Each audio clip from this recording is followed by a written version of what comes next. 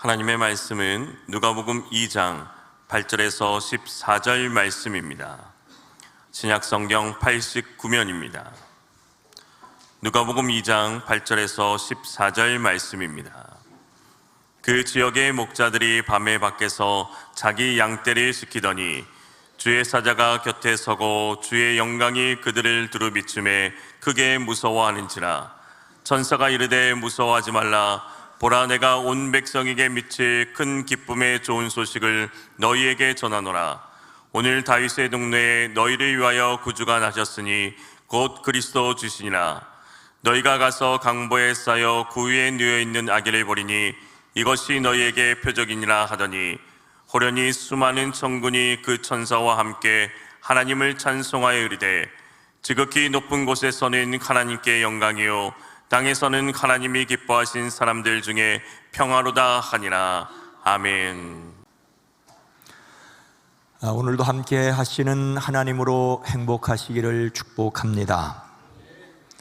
하나님께서 우리와 함께 하시기 위해 사람 되셨음이 성탄의 가장 큰 의미입니다. 그리고 또 다른 보혜사 성령님으로 지금 우리와 함께 계십니다.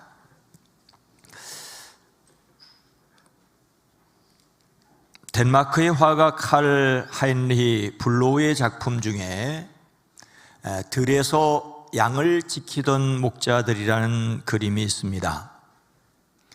이 그림은 밤하늘 빛난 별 아래 베들레헴 들판에서 양떼를 돌보던 목자들에게 천사가 나타난 순간을 담고 있습니다. 천사는 환한 빛을 발하는데 그 빛은 어두운 밤과 대비되어 매우 극적이고 신비롭습니다. 마치 밝은 빛의 천사와 어두운 들판은 선과 악, 하나님과 사람을 상징적으로 보여주는 듯하지요. 그림 중심은 천사가 내뿜는 빛인데, 이는 좋은 소식이 모든 사람에게 비친다는 의미로 읽힐 수 있습니다. 예수님의 탄생이 어두운 들판 위로 번지는 이 빛처럼 세상의 어두움을 밝히는 빛으로 오셨다는 것을 보여줍니다. 이 빛 앞에서 목자들의 표정과 자세는 놀람, 경외, 두려움, 경청 등 다양한 감정이 묻어납니다. 목자들의 반응은 매우 경건하지요. 대부분 무릎을 꿇고 두 손을 모았습니다. 머리를 땅에 대고 경배하는 사람도 있습니다. 근데 가장 실제적인 모습은 손으로 빛을 가리고 쓰러져 있는 가운데 사람이지 않을까라고 저는 생각을 합니다. 화가는 그림을 통하여 자기 생각을 드러냅니다. 우리는 성경을 통하여 하나님의 뜻을 읽습니다. 오늘 말씀을 통하여 우리가 들어야 할 하나님의 그리스도의 탄생, 예수님의 성탄의 의미는 무엇일까요? 첫째로 성탄은 큰 기쁨의 좋은 소식입니다. 10절 말씀입니다. 천사가 이르되 무서워하지 말라. 보라, 내가 온 백성에게 미칠 큰 기쁨의 좋은 소식을 너에게 전하노라. 그 밤, 그 인근 들판에서 목자들이 밤을 새워가며 양떼를 지키고 있었습니다. 그들의 양인지 아니면 그들에게 맡겨진 양인지를 지키고 있습니다. 우리는 밤에 밖에서 자기 양떼를 지키는 그들의 성실성을 그동안 주목해 왔습니다. 이 시간 당시 그들의 형편에 대하여 먼저 생각하려고 합니다. 당시 목자들은 사람들에게 어떤 사람으로 여겨졌을까요? 성경은 예수님을 목자로 비유하기 때문에 실제 그 이상으로 목자나 양을 미화시키는 경향이 있습니다. 사실 당시 목자들은 가난하고 천대받는 사람들이었습니다. 신뢰받지 못하는 사람들 가운데 하나가 목자였습니다. 아니, 멸시를 받았다고 하는 편이 더 정확합니다. 그들은 한 곳에 정착해 살 수 없었기 때문에 매일 양떼를 이끌고 물과 풀을 찾아 다녀야 했기 때문에, 이런 떠돌이 생활 때문에 율법에 따른 까다로운 계명을 지킬 수 없었습니다. 짐승들과 뒹굴다 보니 그 엄격한 율법을 제대로 준수할 수가 없었지요. 그래서 스스로 경건하다는 사람들이 목자들의 인격을 멸시했습니다. 단적으로 목자는 당시 법정에서 증인이 될 수 없었습니다. 좀 심하게 말하자면은 믿을 수 없는 사람이라는 뜻이지요. 주인의 눈을 속이고 양을 몰래 훔쳐 팔아먹을 수 있었기에 아예 양이나 양털이나 우유를 사고 파는 행위를 금지당했습니다. 정통 유대교인들은 목자들을 셀이나 창기처럼 사람 취급하지 않았습니다. 그래서 일찌감치 인생을 포기하고 술과 노름과 음담패설에 찌들어 사는 사람들이 목자들이었습니다. 일부러 그들을 모욕하기 위해 이런 말을 드리는 것이 아닙니다. 본래 우리나라는 농자 천하지 대본이라고 농업을 국가의 기본이며 삶의 뿌리라고 하였지만, 자식을 농사짓게 하겠다는 부모는 거의 없었던 것과 마찬가지입니다. 중요한 사실은 바로 그들에게 예수님의 탄생 소식이 처음 전해졌다는 것입니다. 목자들이 자신들에게 하나님의 천사가 나타났다고 이야기하면 듣는 사람들이 모두 코웃음 칠판인데, 바로 그들에게 하나님의 뜻을 전하는 천사가 나타났다고 오늘 성경은 말하고 있습니다. 다른 사람들은 고사하고 그들조차 믿을 수 없는 일이 일어났습니다. 목자들에게는 엄청 두려운 일이었습니다. 두려워한다는 말은 여기서 경악하다는 뜻이죠. 너무 무서워서 달아날 정도로 강력한 무서움입니다. 겁에 질려 벌벌 떠는 목자들입니다. 천사들은 오히려 서둘러 두려워하지 말라고 다독여야 했습니다. 정말로 두렵고 무서운 일이 일어났습니다. 그런데 천사들이 전한 첫 번째 내용은 모든 백성에게 큰 기쁨의 소식이라는 것이지요.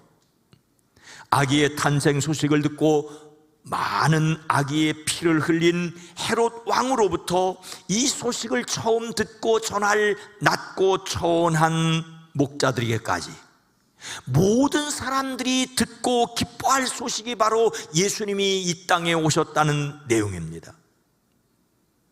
어떤 사람은 하나님은 왜 낮고 천한 목자들에게 예수님의 탄생 소식을 제일 먼저 전하셨을까라는 질문에 예수님이 가난하고 눌린 자를 위해 오셨기 때문이라고 대답합니다. 이런 대답은 일부는 맞지만 일부는 틀립니다. 예수님은 가난한 자와 눌린 자를 위해 오셨지만 그들만을 위해서 오신 것은 아닙니다. 성경님은 예수님의 탄생을 모든 사람이 들어야 할 소식이라고 말합니다. 경제적으로 가난한 자들과 부자를 가르고 한쪽을 편들어 주시기 위해서 오신 것이 아닙니다. 사람은 누구나 공통으로, 아니 근본적으로 가진 문제가 있습니다. 이 문제를 해결하기 위해 오셨습니다. 그것은 모든 사람은 죽음 앞에 서 있다는 것입니다. 성경은 한 번 죽는 것은 사람에게 정해진 것이요 그 후에는 심판이 있으리라고 하십니다. 세상에 한 번 태어난 사람은 한 번은 죽습니다. 어머니에게서 태어난 사람은 누구나 이 땅에서의 삶을 마치는 개인적 종말이 있습니다. 그러나 어머니에게서 태어난 사람들 가운데 거듭난 사람이 있습니다. 두 번 태어난 사람입니다. 한 번은 어머니에게서 또 한 번은 성령으로 난 사람입니다. 예수님의 말씀을 듣고 하나님 아버지를 믿는 사람은 영생을 얻었고 심판에 이르지 아니하나니 사망에서 생명으로 옮겨졌습니다. 예수님께서 세상에 오신 성탄은 그를 믿는 사람들에게 그래서 큰 기쁨의 좋은 소식입니다. 하나님께서 예수님의 탄생이 모든 사람에게 큰 기쁨의 소식이 되기를 원하셨습니다. 사도 바울을 통하여 말씀하시기를 하나님은 모든 사람이 구원을 받으며 진리를 아는 데 이르기를 원하시니라고 하셨습니다. 모든 사람을 위하여 자신을 대속물로 주시기 위해서 예수님은 십자가에 달리셨습니다. 그런데 예수님께서 자신이 다시 세상에 오실 때의 일을 이렇게 말씀하십니다. 그때에 두 사람이 밭에 있음에 한 사람은 데려감을 한 사람은 버려둠을 당할 것이요, 두 여자가 맷돌질을 하고 있음에 한 사람은 데려가고 한 사람은 버려둠을 당할 것이니라고. 함께 같은 일을 하고 있지만 같은 종말이 아니라는 말이죠. 어떤 분이 오랫동안 꿈꾸던 해외여행을 준비했습니다.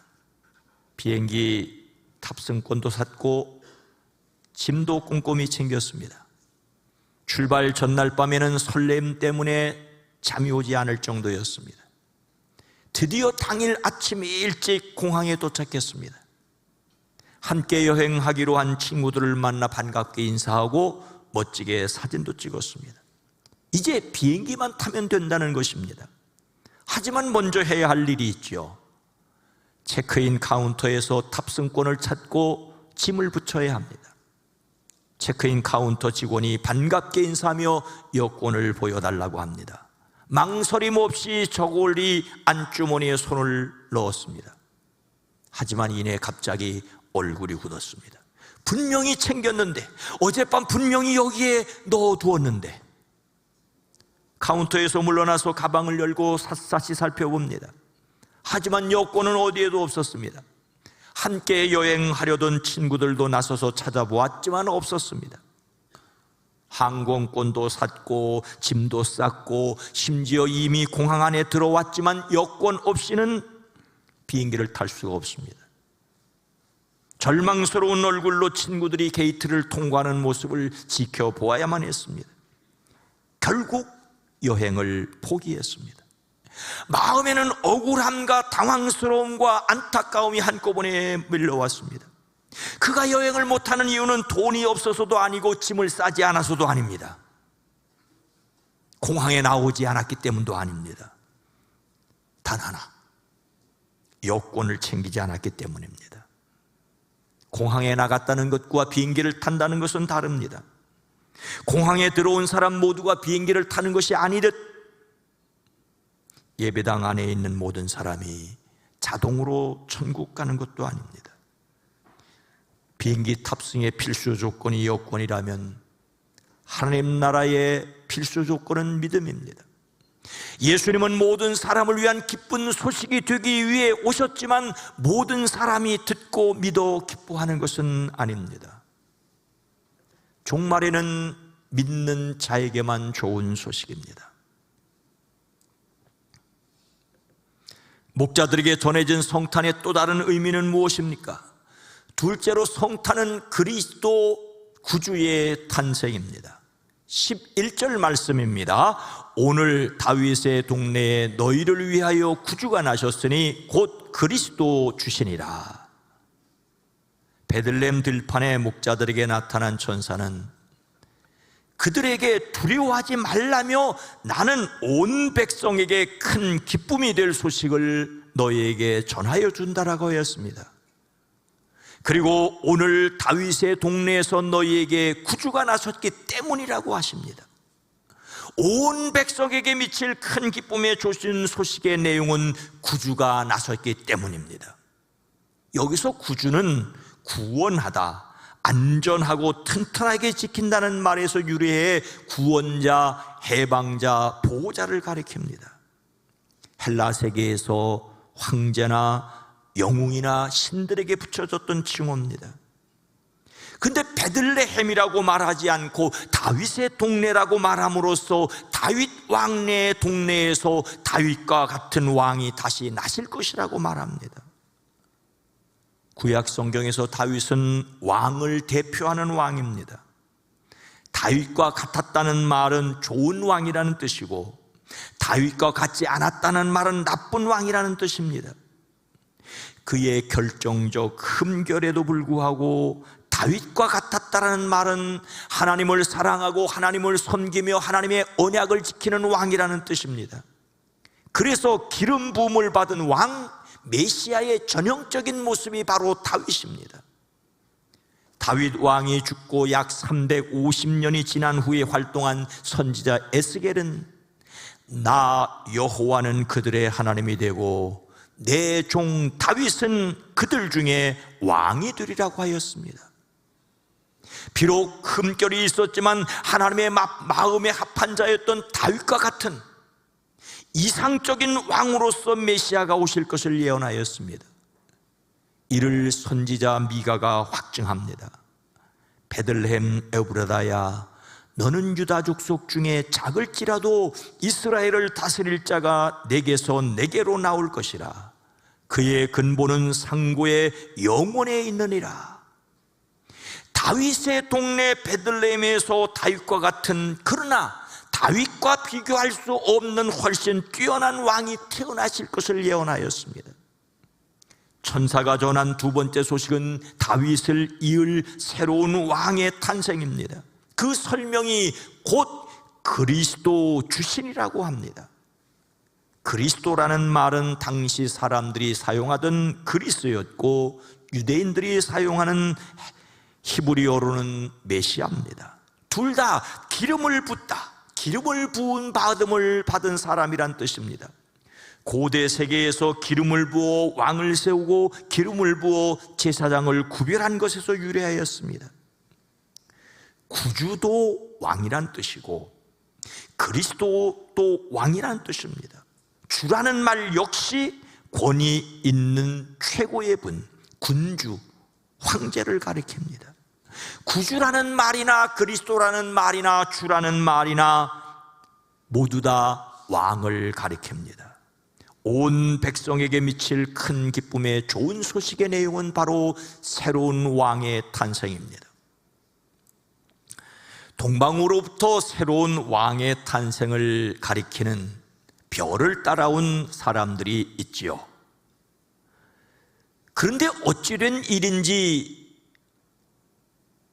베들레헴으로 가지 않고 예루살렘으로 들어와서는 유대인의 왕으로 나신 이가 어디 계십니까?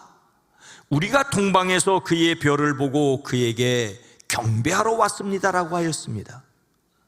이 말을 들은 당시 헤롯 왕은 당황했습니다. 그러나 침착하게 대제사장들과 율법 교사들을 다 모아놓고선 그리스도가 어디에서 탄생할지를 물었습니다. 그들은 예언자들의 기록을 근거로 베들레헴이라고 대답해 주었고, 헤롯은 그 박사들을 가만히 불러서 별이 나타난 때를 캐어묻고 베들레헴으로 보내며 그 아기를 찾거든 자기에게 알려 가서 자기도 경배하게 하라고 하였습니다. 동방 박사들은 베들레헴으로 갔고 아기께 엎드려 경배하고 황금과 유향과 모략으로 예물을 드렸지만 꿈에 헤롯에게로 돌아가지 말라는 지시를 받아 다른 길로 자기 나라로 돌아갔습니다.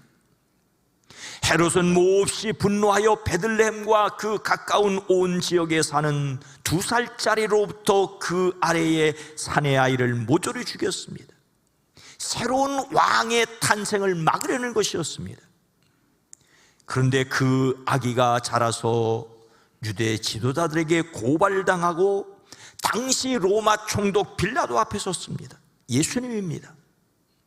총독은 예수님께 당신이 유대인의 왕이요라고 묻습니다. 예수님께서는 분명하게 내 말이 옳도다라고 대답하십니다. 하지만 빌라도는 저들이 시심 때문에 예수님을 죽이려 든 것을 알고 오히려 놓아주려고 합니다. 자신을 왕이라고 순수하게 인정한 예수님을 로마 총독이 놓으려고 애쓰자 오히려 유대인들이 이 사람을 놓아주면 총독님은 황제 폐하의 충신이 아닙니다. 자기를 가리켜 왕이라고 하는 사람은 누구나 황제 폐하를 반역하는 자입니다라고 외칩니다. 헤롯은 동방박사의 방문으로 새로운 왕이 탄생했다는 소문에 기겁하여 많은 아기를 학살하였는데 로마 총독 빌라도는 왕이라는데 예수님을 놓아주려고 했습니다. 빌라도는 예수님께서 로마에 반역하는 정치적 왕이 아니라는 것을 알았습니다. 예수님이 어떤 왕인지 로마 총독 빌라도는 알았지만 헤롯은 오해했습니다. 구주, 그리스도, 주로 세상에 오시는 왕은 사람을 죄짓게 하는 사탄을 멸하시는 왕 중 왕이십니다. 성경은 죄를 짓는 자는 마귀에게 속하나니 마귀는 처음부터 범죄함이라 하나님의 아들이 나타나신 것은 마귀의 일을 멸하려 하심이라고 기록하고 있습니다. 모든 사람의 근본적인 문제인 죄를 해결하기 위해 예수님이 오셨습니다. 모든 사람의 영적인 문제인 하나님과 사람 사이가 난 것을 해결하는 예수님이십니다. 그런데 종말에는 믿는 자에게만 구주이십니다. 온 세상에 넘치는 기쁨을 주기 위해 구주 그리스도 주께서 탄생하신 성탄의 또 다른 의미는 무엇입니까? 셋째로 성탄은 하나님께 드리는 찬송입니다. 13절과 14절 말씀입니다. 호련히 수많은 천군이 그 천사와 함께 하나님을 찬송하여 이르되 지극히 높은 곳에서는 하나님께 영광이요 땅에서는 하나님이 기뻐하신 사람들 중에 평화로다 하니라. 사실 대부분의 목자는 성실한 사람들이었습니다. 다만 양떼를 이끌고 풀을 찾아 이리저리 돌아다녀야 했기에 소위 경건하다는 사람들에게 안식일을 제대로 지킬 줄 모르는 불경한 사람이라고 손가락질을 받았을 뿐입니다. 그들은 양떼의 생명을 지키고 사람들에게 입을거리와 먹을거리를 제공하기 위해 수고하는 사람들이었습니다. 이런 그들에게 천사가 나타났습니다. 사람들이 무엇이라고 비난하던 하나님이 하시려는 일을 그대로 믿고 그대로 순종할 우직한 사람으로 선택된 목자들이었습니다. 그들은 성탄의 소식을 처음으로 듣고 전해야 했습니다. 이런 일이 격에 맞지 않는 일이라면 그들이 하나님의 엄청난 은혜를 입은 것이 틀림없습니다. 이 놀라운 일을 이루시는 하나님을 위하여 목자들에게 성탄의 소식을 전해줬던 그 천사와 더불어 갑자기 많은 하늘의 군대가 나타나서 찬양을 했습니다. 그것은 엄청난 광경이었을 것입니다. 여기에 우리가 무슨 말을 덧붙일 수 있겠습니까? 사람들은 자기 말로 표현할 수 없는 일을 그래도 이렇게 표현할 뿐입니다. 목자들에게 나타나 말하던 천사와 그 천사와 함께 찬송하던 천군들이 어떤 모습이었을지 자세히 그릴 수가 없습니다. 화가들은 상상력을 발휘하여 그들의 생각으로 그려내고 시인들은 그들의 말로 글을 쓰지만 사람들이 생각하는 것보다 훨씬 더 놀랍고 경이롭고 환상적이었을 것이라고 저는 생각합니다. 천사들이 나타나 하나님을 찬송하였다는 말은 지극히 평범한 표현입니다. 화가들이 그려내는 날개 달린 천사가 있지만 과연 천사가 그렇게 생겼는지 저는 확신하지 못합니다. 다만 우리는 하늘의 영적 존재들이 나타났다는 정도를 짐작할 수 있습니다. 이것은 천사의 존재를 부정하려는 것이 아닙니다. 우리가 상상할 수 있는 것보다 더 놀라운 존재들이 있었고 놀라운 광경이 그날 베들레헴에서 있었을 것이라는 것입니다. 천지를 창조하실 때부터 언제나 함께 계셨던 성부, 성자, 성령 삼위일체 하나님 가운데 한 분이 사람이 되어 세상에 들어오신다는 것은 하늘의 천사들도 깜짝 놀랄 사건이었을 것입니다. 어쩌면 하나님의 계획을 알지 못하고 의아하게 생각하는 존재들도 있었을지 모르겠습니다.